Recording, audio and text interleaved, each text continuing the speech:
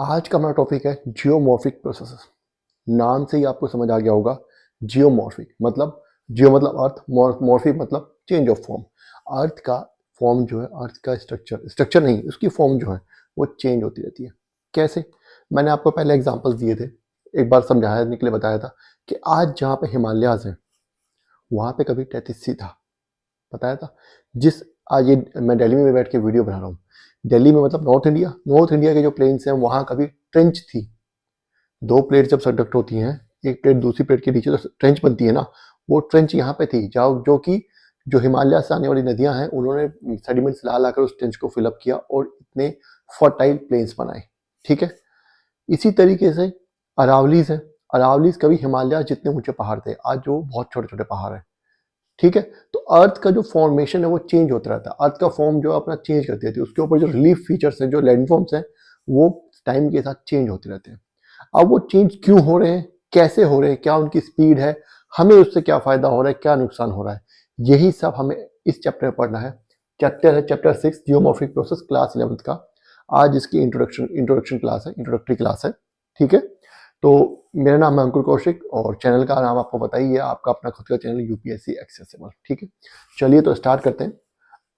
सबसे पहले क्या बोल रही है कि एनसीईआरटी कि अर्थ crust is dynamic. Earth crust जो डायनामिक है, पता है हमें भाई। सबसे ज्यादा जो स्टैटिक चीज मानी जाती है वो कॉन्टिनेंट्स माने जाते हैं। आज कॉन्टिनेंट्स का ही भरोसा नहीं है कि आज कहाँ है, कल कहीं और पहुंच जाए, है ना। कभी इंडिया साउथ इंडिया नीचे था, साउथ सदर्न हेमिस्फीयर में, ऐसा है ना, हमने पढ़ा ना। तो कॉन्टिनेंटल ड्रिफ्ट में जब कॉन्टिनेंट से ड्रिफ्ट कर रहे हैं तो फिर परमानेंट क्या रह गया, सब कुछ डायनेमिक है इसका मतलब, है ना। तो अर्थ की क्रस्ट डायनेमिक है, ये तो हम पढ़ चुके हैं अब तक। अब तक जितना हमने पढ़ा उस समय समझ आ गया कि अर्थ की क्रस्ट डायनेमिक है। It has the earth crust has moved, past में भी मूव की है एंड मूव्स, और अब भी मूव कर रही है। हिमालयाज की हाइट हर साल 3-4 सेंटीमीटर बढ़ जा रही है। क्यों? क्योंकि इंडियन प्लेट जो यूरेशियन प्लेट को पुश कर रही है, वो उसी तरफ डायरेक्शन में मूव कर रही है ना। तो इसका मतलब प्लेट सभी सारी मूव कर रही है। हमने पहले चैप्टर से पढ़ा है, सारी प्लेट्स मूव कर रही हैं। तो इसका मतलब अर्थ की क्रस्ट है वो पास में भी मूव किया उसने और अभी भी मूव कर रही है। कैसे? वर्टिकली भी, हॉरिजॉन्टली भी। अब हॉरिजॉन्टली तो समझ आ गया, प्लेट्स मूव कर रही है, हॉरिजॉन्टल हो गया, वर्टिकल कैसे हो गया?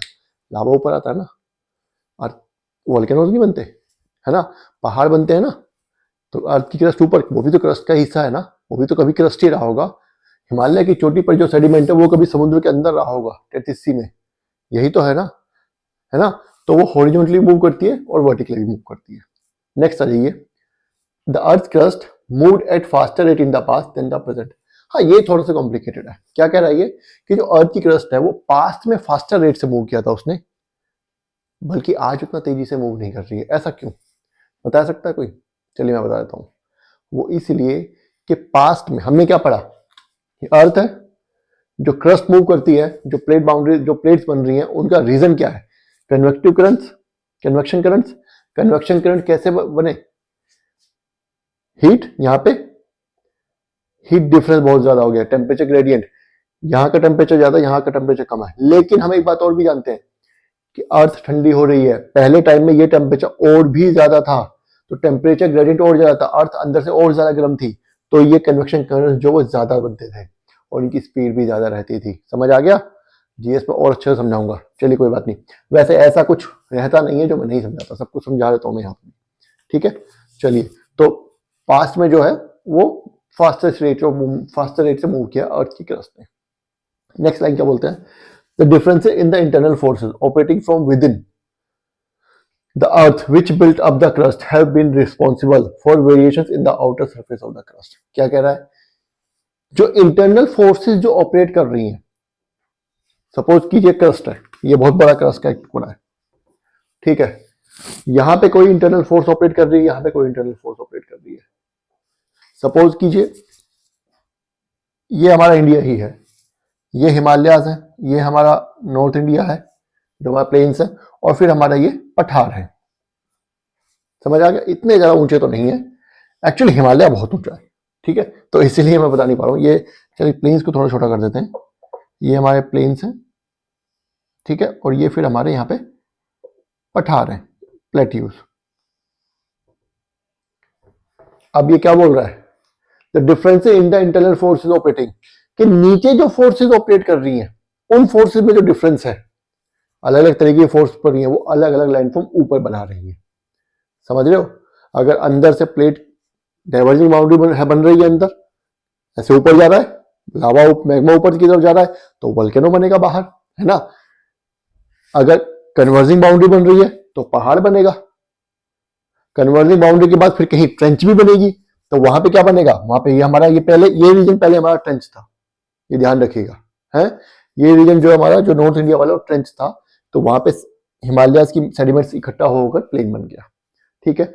और ये क्या था, इसके बारे में पढ़ा ही है, ये पठार है, ये एक हॉटस्पॉट से गुजरा था जिसकी वजह से ये पठार बन गया था, डेक्कन लावा ट्रैप्स बने थे। मैंने इसका पूरा टॉपिक है, वीडियो है बनाई हुई है, समझ गए, ठीक है। तो क्या कह रहा है कि नीचे क्या चल रहा है, नीचे जो चल रही है गतिविधियां, उनकी वजह से ऊपर लैंडफॉर्म्स बनते हैं, और उन गतिविधियों में जो डिफरेंसेस होते हैं, उन फोर्सेस, इंटरनल फोर्सेस में जो डिफरेंसेस होते हैं, वही डिफरेंसेस फिर हमें ऊपर लैंडफॉर्म्स में दिखाई देते हैं। समझ आ गया? चलिए, the earth crust is the earth crust is being continuously subjected to external forces. अब ये क्या कह रहा है भाई साहब, अंदर की बात तो हो गई कि अंदर हलचल हुई, ऊपर लैंडफॉर्म बन गया, किसी भी टाइप का हो सकता है वो, ठीक है। वो कोई रिफ्ट भी हो सकती है, कोई क्लिफ भी बन सकती है, कोई माउंटेन भी बन सकता है, कोई कुछ भी बन सकता है, कोई गड्ढा बन सकता है, ठीक है, नीचे का। लेकिन हम एक्सटर्नल फोर्सेस को भी तो भूल जाते हैं। क्या है एक्सटर्नल फोर्स? हवा पानी। हवा पानी, ये हिमालयास खड़े हैं नीचे से, तो चलो ठीक है, इनको पुश मिल रहा है, हर साल 3-4 सेंटीमीटर बढ़ रहे हैं, पर ऊपर हवा और पानी भी तो है। मैंने क्या बताया कि जो प्लेन्स बने थे वो कैसे बने, नदियां नदियां मिट्टी काट काट कर यहां जमा करती रही। इसका मतलब पानी अपना काम कर रहा है कि नहीं कर रहा है? कर रहा है ना, हवा भी कर रही होगी।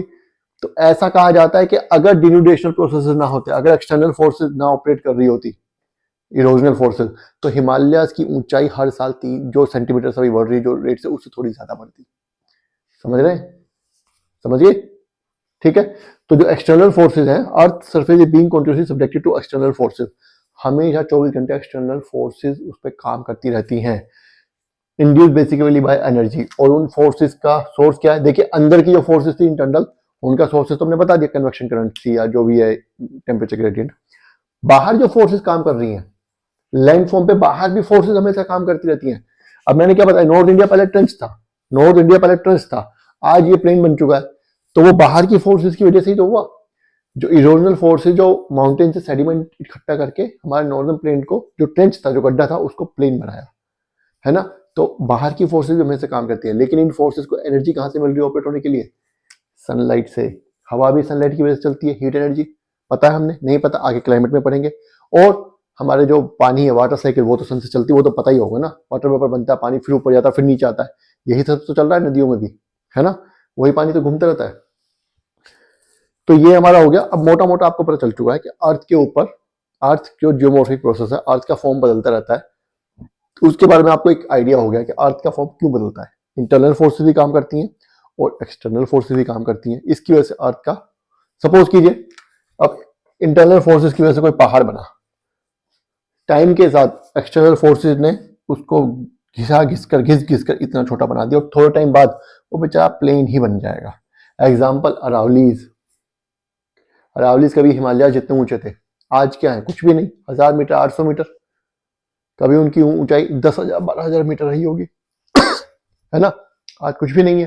तो ये फोर्सेस हमेशा काम करती रहती है। अब इन्हीं से रिलेटेड कुछ और इंपॉर्टेंट बातें जो इस क्लास में पढ़नी है, तो let's jump to next part. Okay, चलिए।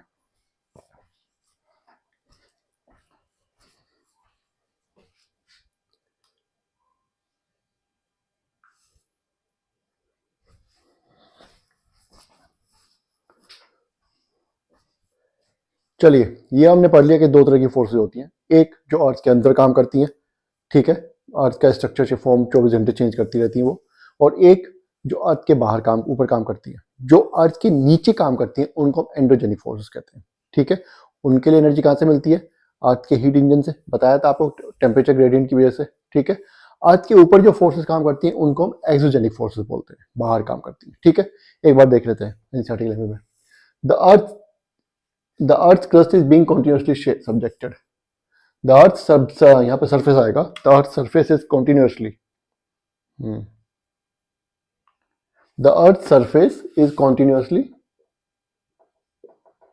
Continuously subjected to by external forces. ठीक है, हमेशा एक्सटर्नल फोर्सेस काम करती रहती हैं, originating with the earth atmosphere and the internal forces within the earth. क्या कह रहा है कि अर्थ के ऊपर कॉन्टिन्यूसली एक्सटर्नल फोर्सेस जो काम करती रहती हैं और इंटरनल फोर्सेस भी काम करती रहती है। समझा दिया आपको।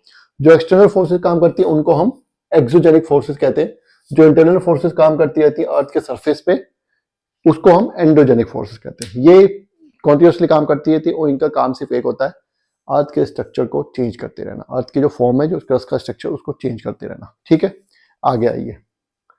The actions of exogenic forces result in wearing down.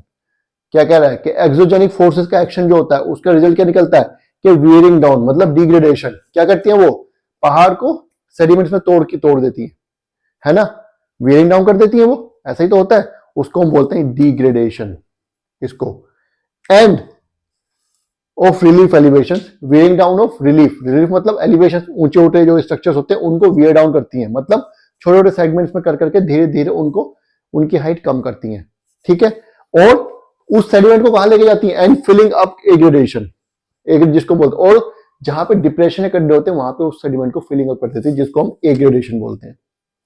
Of basin और डिप्रेशन, जहां पे बेसिन होते हैं या गड्ढे होते हैं, जहां पे बड़े मैदान होंगे या गड्ढे होंगे, वहां पे जाके उस सेडिमेंट से वो उसको फिलअप कर देती है अर्थ के सरफेस पे। मतलब एक्सोजेनिक फोर्सेज जो होती है उनका काम ये होता है कि वो अर्थ के ऊपर, वो चाहती है कि अर्थ का जो स्ट्रक्चर है, अर्थ का जो ऊपर क्रस्ट है वो पूरे का पूरा समतल हो जाए, प्लेन हो जाए। वो इस तरीके से काम करती है ना। यही तो कर रही है, हिमालय से मिट्टी ला के यहाँ पे इकट्ठी कर दी, अभी भी लाई जा रही है। तो थोड़े टाइम बाद क्या होगा, जब हिमालय का स्लोप और इन प्लेन्स का स्लोप बराबर हो जाएगा और फिर उधर प्लेट्यू रीजन का स्लोप बराबर हो जाएगा, तब वो फोर्सेस काम करना बंद कर देंगे। क्यों, क्योंकि तब स्लोप नहीं होगा। अभी तो हिमालय का स्लोप है, वो सेडिमेंट्स को तोड़ती हैं, स्लोप की वजह से वो सेडिमेंट्स नीचे आ जाते हैं, वाटर की वजह से या एयर की वजह से, स्लोप की वजह से। ठीक है, लेकिन जब स्लोप ही नहीं रहेगा तो काटेंगे किसे, जब पहाड़ ही रहेगा तो काटेंगे किसे। लेकिन ऐसा हो नहीं पाता, क्यों, क्योंकि जैसे वो ऐसा कुछ करती है तभी नीचे से हलचल हो जाती है, कोई नया लैंड फॉर्म बन जाता है। ठीक है, कभी अरावलीज पे काम कर रहे थे एक्सटर्नल फोर्सेस, अरावलीज पे उन्होंने काम किया काफी लंबे टाइम तक, अब अरावलीज छोड़ो, अब हिमालय बन गए, कल को कुछ और बन जाएगा, है ना, यही होता रहता है। तो एक्सटर्नल फोर्सेस जो है वो जो काम करती है वो दो तरीके से करती है। एक डिग्रेडेशन, पहले ऊंचे स्ट्रक्चर को तोड़ना, उसको इरोड करना, ठीक है, उसको वियर डाउन कर देना, ठीक है, और फिर जो सेडिमेंट्स होते हैं उनसे फिलिंग अप करना, जिसको कि एग्रेडेशन बोलते हैं, और बेसिन्स एंड डिप्रेशंस।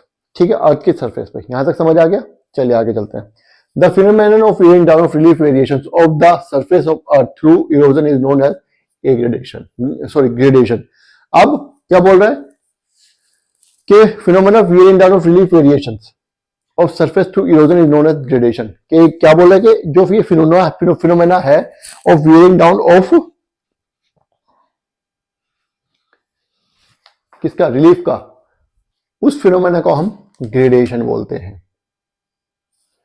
क्या कि बड़ी बड़ी जो रिलीफ्स हैं उनको वो वे डाउन करके बराबर कर देंगे, जहां पे गड्ढा है वो भर जाएगा। मतलब degradation plus aggradation is equal to gradation. मतलब ग्रेडेशन दो तरीके का होता है, एक डिग्रेडेशन होता है, एक ग्रेडेशन होता है। समझ गया, ग्रेडेशन का मतलब होता है इवन कर देना, सरफेस को इवन, सब तरीके से बराबर, हर जगह से बराबर, कहीं पहाड़ नहीं कहीं खाई नहीं, पहाड़ को धीरे धीरे काट करके खाई में भर देंगे, सेडिमेंट्स को बराबर हो जाएगा सब। समझ आ गया, चलिए नेक्स्ट पार्ट की तरफ मूव करते हैं।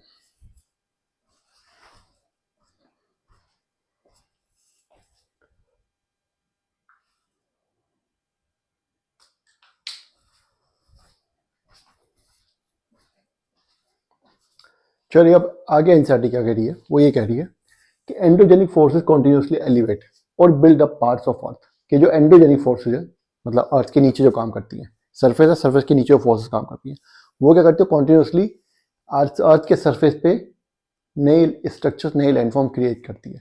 प्लेन्स, ट्रेंचेस, लावा ट्रैप्स, जैसे हमारे डेकन ट्रैप्स हैं, प्लेट्यूज, माउंटेन्स, ये सब चीजें क्रिएट करती हैं। And hence the exogenic process failed to even out the relief variations of the earth surface। इसीलिए जो, क्योंकि क्या होता है, देखिए मैं बताता हूँ, पहाड़ बन गया, कहीं पे पहाड़ बन गया, कहीं पे ट्रेंच बन गया। हम इंडिया का एग्जांपल लेते हैं, हिमालय में इधर ट्रेंच है, इधर प्लेट्यू है, ये हिमालयाज है, ये प्लेन है, ये प्लेट्यू है। अब जो एक्सोजेनिक फोर्सेस हैं वो क्या कर रही हैं, वो यहां से सेडिमेंट्स ला रही हैं, यहां इकट्ठा करती हैं, ठीक है, ये यहाँ इकट्ठा करती जा रही है, ठीक है। उनका क्या एम है, इनका एम है कि ये सारा मैटर जो है ये बराबर, ये सब खत्म हो जाए इस तरीके से और ये पूरा प्लेन इस तरीके से बन जाए, उनका एम है। लेकिन जो एंडोजेनिक फोर्सेज है वो ऐसा होने नहीं देती। जब तक ये अपना काम खत्म करेंगी उससे पहले नीचे कुछ हलचल हो जाती है, नई कोई फोर्स डेवलप हो जाएगी, और या तो कहीं बीच में पहाड़ बन जाएगा, या कहीं ट्रेंच बन जाएगी, या कहीं कुछ खाई बन जाएगी, या कुछ हो जाएगा। एग्जाम्पल अभी मैंने आपको बताया था कि हिमालयाज की हाइट एक्सोजेनिक फोर्सेस के काम करने के बाद भी, ग्रेडेशन होने के बाद भी, हिमालयाज की हाइट हर साल 3-4 सेंटीमीटर बढ़ जा रही है। अगर हिमालयाज की हाइट नहीं बढ़ रही होती हर साल, एंडोजेनिक फोर्सेस नीचे से नहीं लग रही होती प्लेट्स पे, तो उनको मतलब काफी ज्यादा प्लेन्स में सेडिमेंट जो हिमालय से आ चुका होता, उनकी हाइट इतनी ज्यादा नहीं होती जितनी अभी हमें लग रही है। समझ गए, क्योंकि नीचे से पुश मिलता रहा है तो इसलिए उनकी हाइट बढ़ रही है। अदरवाइज क्या बोलते हैं, विंड और वाटर ने तो उसको काफी डिग्री, अभी सोचो नॉर्थ इंडियन प्लेन्स बनने में कितना मिट्टी चाहिए होगी, वो सब हिमालय से आई है। समझ सकते हो आप कितना ज्यादा सेडिमेंटेशन हो गया होगा, कितना ज्यादा सेडिमेंट वहां से आया होगा, कितना ज्यादा डिग्रेडेशन हुआ हिमालय का, लेकिन उसके बाद भी बढ़ते जा रहे हैं क्योंकि एंडोजेनिक फोर्सेज जो है वो कुछ ना कुछ कर देती हैं। तो क्योंकि वो नीचे से काम कर रही है तो एक्सोजेनिक फोर्सेज फेल हो जाती हैं अपना काम करने में। उनका काम क्या है, सरफेस को इवन आउट कर देना। समझ गए, वो इवन आउट नहीं कर पाती, फिर दोबारा कोई रिलीफ फीचर बन जाता है। समझ आ गया, चलिए आगे चलते हैं। So variation remain as long as opposing actions of endogenic and exogenic forces continue. तो वेरिएशन रहती है जब तक ये दोनों काम करते रहेंगे, एक नहीं रुक जाएगी, या तो एंडोजेनिक रुक जाए या एक्सोजेनिक रुक जाए। जब तक ये दोनों फोर्सेस काम करते रहेंगे तब तक अर्थ पे वेरिएशन रहेंगी, कहीं पहाड़ रहेगा कहीं गड्ढा रहेगा। जब इनमें से एक रुक जाएगी तो सब बराबर हो जाएगा। बेसिकली एंडोजेनिक रुक जाएगी तो एक्सोजेनिक फोर्सेज जो है वो सब पूरा प्लेन कर देंगी। ठीक है, चलिए आगे चलते हैं। In general terms endogenic forces are mainly land building forces. Endogenic forces जो है वो लैंड बिल्डिंग फोर्स है, वो कुछ ना कुछ बनाती है, भले ही गड्ढा बना रही है पर वो बना रही है। ठीक है, and exogenic processes are mainly land wearing forces. वो लैंड वियरिंग, वो लैंड को डिग्रेड करती हैं, लैंड वियरिंग है। ठीक है, समझ आ गया, यहां तक समझ आ गया आपको। चलिए नेक्स्ट आ जाते हैं। अब थोड़ी सी ज्ञान की बातें बोल रही है एनसीईआरटी। क्या बोल रही है कि अर्थ सरफेस इज सेंसिटिव। अर्थ का सरफेस काफी सेंसिटिव है, हमें तो पता ही है सेंसिटिव है, and we depend on it. और उससे बड़ी बात क्या है कि हम इस पर डिपेंड करते हैं, हमारा सर्वाइवल। हम ये सब क्यों पढ़ रहे थी रामायण, क्या जरूरत है हमें पढ़ने की, क्योंकि हम अर्थ के सरफेस पे डिपेंड करते हैं। तो इसलिए so it is essential to understand its nature. इसलिए हमें अर्थ का नेचर समझना जरूरी है, and in order to use it effectively, ताकि हम इसका यूज इफेक्टिवली कर पाए। समझ गए ना, पेट्रोलियम खत्म होने वाला है, इलेक्ट्रिक कार्स आने वाली हैं, है ना। अगर हमने थोड़ा सा सोचा होता कि यार नहीं पेट्रोलियम का यूज नहीं करते इतना ज्यादा पेट्रोलियम, तो क्या पता थोड़ा टाइम और चल जाता पेट्रोलियम। ठीक है, हमें अब क्या पता चला, अब हमें इसका नेचर, हमने अर्थ का अपना नेचर समझा, तो हमें पता चला कि हमें रिन्यूएबल सोर्सेज पे ज्यादा डिपेंडेंट रहना चाहिए, जैसे कि solar light, wind, water, thermal thermal नहीं सॉरी विंड। ठीक है, क्यों, क्योंकि रिन्यूएबल जल्दी रिन्यूएबल हो जाती है। रिन्यूएबल नॉन रिन्यूएबल सोर्सेज भी हैं, पेट्रोलियम भी, लेकिन उनको बनने में हजारों लाखों साल लग जाते हैं, कौन बनाएगा। समझ गए, तो इसलिए इसको इफेक्टिवली यूज करने के लिए, अर्थ के रिसोर्सेज को इफेक्टिवली यूज करने के लिए, विदाउट डिस्टर्बिंग इट्स बैलेंस, इसका बैलेंस डिस्टर्ब किए बिना। समझ रहे हो, हमने तो ग्लोबल वार्मिंग फैलाई हुई है क्योंकि बैलेंस डिस्टर्ब हो रहा है ना। बार बार लैंडस्लाइड्स क्यों आती है पहाड़ों में, बैलेंस डिस्टर्ब हो रहा है अर्थ का, है ना। And diminishing it's potential for future, और इसका फ्यूचर पोटेंशियल मतलब हम सब कुछ खत्म ना कर दें, खा ना जाए, और फ्यूचर के लिए कुछ बचे ही ना, वो भी सोच के रखना है हमें। ठीक है, तो अब ये कैसे करना है, ये सब चीजें, ये सब बातें तो एनसीईआरटी ने बता दी। अब ये सब चीजें करनी कैसे हैं, इसके लिए हमें इस चैप्टर के नेक्स्ट, इसी पैराग्राफ के नेक्स्ट पार्ट की तरफ मूव करना होगा। ठीक है, इंट्रोडक्शन बहुत लंबा हो गया, डरिए मत, थोड़ा सा ही बचा हुआ। ठीक है, तो let's move jump to next part.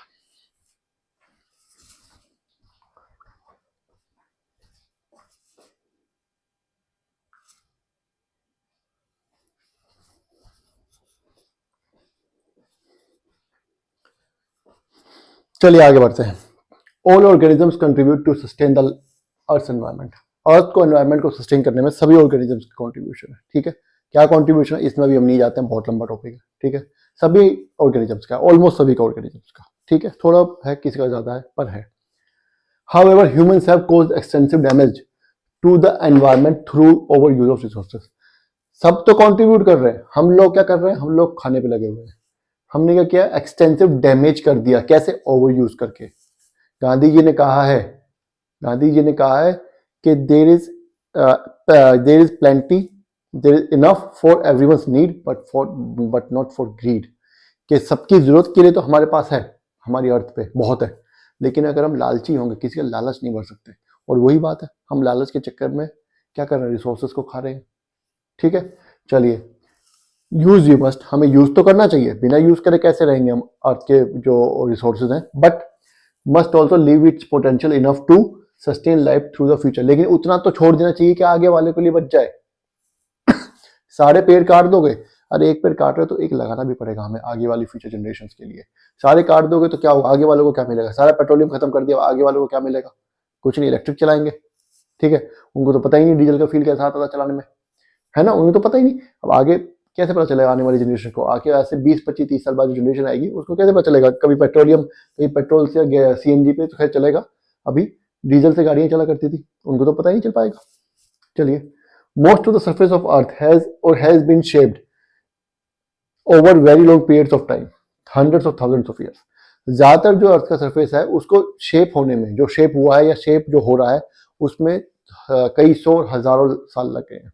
ठीक है, because of its use and misuse bye humans it's potential is being diminished eight faster rate. लेकिन इसका पोटेंशियल जो है हमने बहुत जल्दी डिमिनिश कर दिया है। कैसे, जो मिनरल, अब सपोज करो ये वोल्केनो हो रहा है, यहाँ से पहले तो नीचे कन्वेक्शन जनरेट हुआ, उसको होने में टाइम लगा होगा, ये है ना, ये हीट जो होगी यहाँ से मेंटल कोर बाउंड्री से, इसने पहले रोग सारे गलाए होंगे, सबको हीट किया होगा।